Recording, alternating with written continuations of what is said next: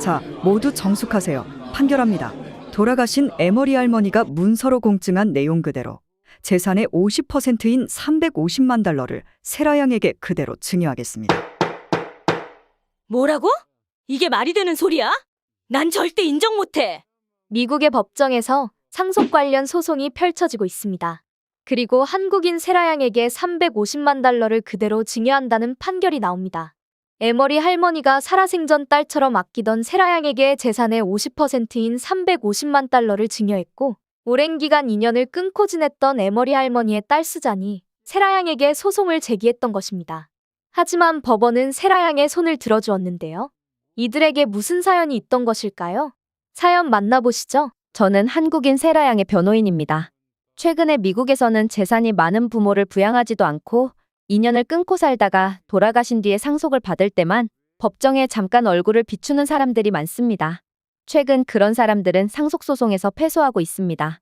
제 의뢰인 세라양도 이와 같은 소송에 휘말린 경우입니다. 세라양은 LA의 작은 마을에서 에머리 할머니의 하우스에 새들어 사는 평범한 직장인입니다. 그녀는 15살 때 미국으로 이민을 왔고 영주권까지 취득한 사람이죠.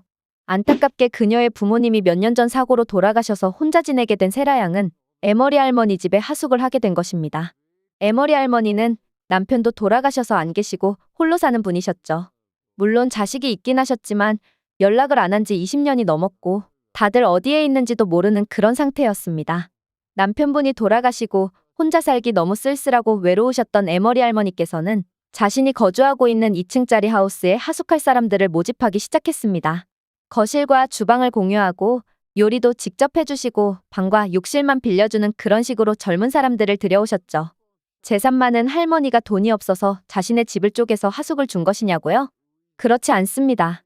원래 손자가 있던 할머니는 자식들과 인연을 끊으면서 손자들의 얼굴이 기억도 안 날 뿐더러 목소리도 한 번도 들어본 적 없는 그런 상황이셨죠. 손자가 다 성장했으면 20대의 나이인데 그 나이 또래들의 젊은 사람들에게 아주 저렴한 가격으로 하숙을 받아주고 그렇게 손자뻘 되는 사람들과 남은 인생 소소하게 웃고 즐기며 보내고 싶으셨던 것입니다. 할머니는 원래 자식들과 사이가 좋으셨는데 딸과 아들이 할머니의 돈으로 사업을 해보겠다며 가져다 쓴 돈만 해도 500만 달러가 넘죠. 부모 입장에서 자식들이 하고 싶은 일을 다 해주게 하고 싶은 마음에 무리한 사업인 걸 알면서도 투자금을 지원해주고 사업에 돈이 필요할 때마다 대출이 아닌 자신의 어머니의 계좌에서 돈을 뺏었었고 그렇게 500만 달러 넘게 돈을 써버리게 된 것입니다. 딸과 아들이 이미 500만 달러 넘게 날리는 걸 본 할머니는 더 이상은 안 되겠다고 생각하셔서 지원금을 끊게 되었죠. 그때부터 자식들과의 사이가 급격하게 나빠지기 시작했고 인연을 끊고 지내게 된 것입니다. 다시 돌아와 에머리 할머니의 하숙집 이야기를 조금 더 해드리겠습니다. 할머니는 20대의 젊은 학생, 직장인들을 하숙인으로 받아주셨고 저렴한 월세 대신에 일주일에 최소한 2번씩은 할머니가 직접 차려준 식탁에서 대화하며 식사하는 게 조건이었습니다.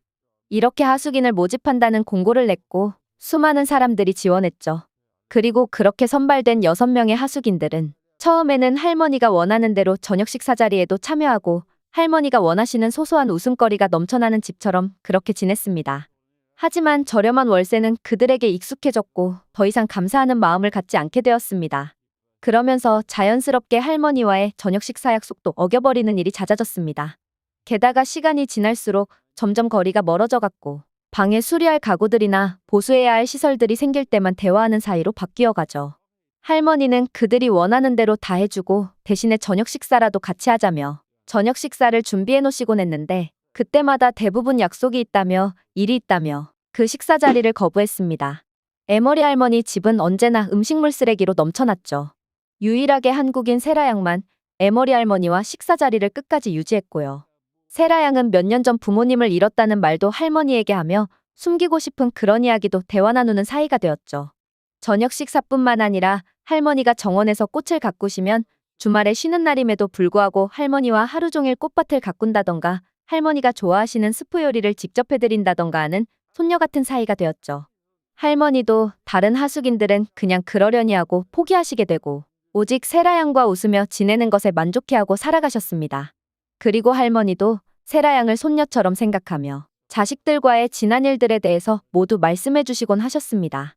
세라양도 할머니가 자식들이 있으신 걸 아셨지만 한 번도 찾아뵙지 않는 그런 사람들이 이해가 되지 않는다며 할머니를 위로해주곤 했습니다. 에머리 할머니는 85세의 나이로 돌아가실 때까지 세라양에게 심적으로 많이 의지하는 분이셨습니다. 그리고 할머니가 돌아가시기 전까지도 세라양이 병수발을 다 들어드리고 병원도 모시고 가며 정말 손녀처럼, 아니 친자식보다 더 효녀처럼 할머니를 대했습니다. 그리고 그녀는 진심으로 할머니가 건강을 회복하시길 바라기도 했습니다.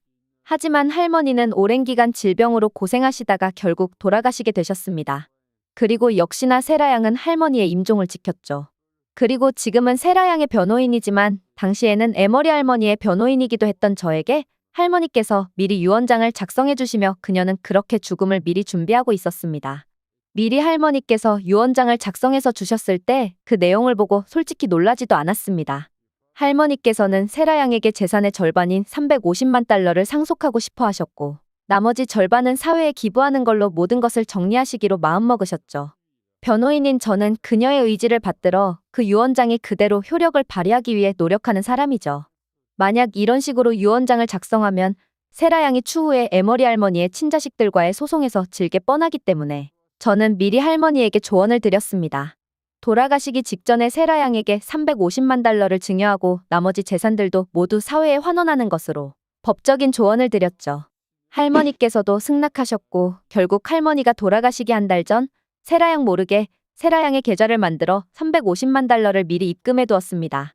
그리고 돌아가심과 동시에 나머지 재산들은 사회로 돌려보내는 걸로요.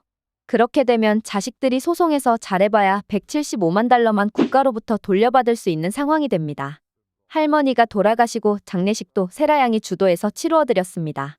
아니나 다를까 발이 나는 날 20년 넘게 연락을 끊고 지냈던 그녀의 딸이 나타나죠. 심지어 옅은 미소까지 짓고 있는 그녀의 표정은 역겨웠습니다. 저는 할머니의 유언대로 마지막까지 세라양의 변호인이 되어 그들과 싸우기 위해 준비하고 있었죠. 제가 먼저 그들에게 가서 말했습니다. 어머니께서 이미 모든 재산을 사회로 돌려보내셨습니다. 그 미소가 돈에 대한 욕심에서 나온 것이라면 그 미소를 거두는 게 좋겠다고요. 역시나 소송전이 시작되었죠. 저는 세라양에게 소송에 참여해서 증인이 되어달라고 요청했습니다. 이미 에머리 할머니께 500만 달러 넘게 손실을 입혔고 그럼에도 불구하고 노년을 쓸쓸하게 보내도록 방치했다는 그런 증언들 말이죠. 제가 미리 준비한 자료들과 세라양의 진술 덕에 소송은 유리하게 흘러갔습니다.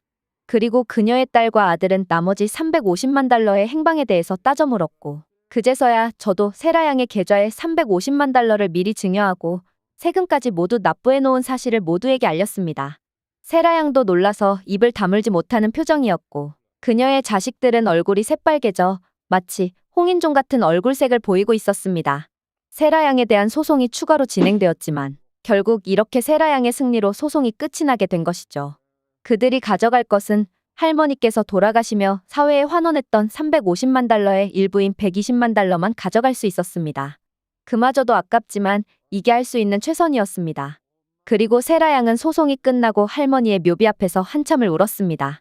그리고 그녀는 그 350만 달러를 좋은 곳에 쓰겠다며 홀로 사는 노인들이 즐거운 노년을 보낼 수 있도록 도와주는 단체에 기부하는 것으로 그 돈을 사용했습니다.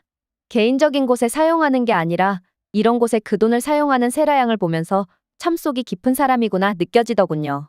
그렇게 모든 게 마무리되고 세라양과 마주하는 일은 없었지만 종종 상속 관련 소송을 진행할 때마다 그녀 생각이 나곤 합니다. 할머니께 진심으로 손녀같이 대했던 세라양에게 축복이 내리길 바라면서 글 마치겠습니다. 오늘 사연은 여기까지입니다.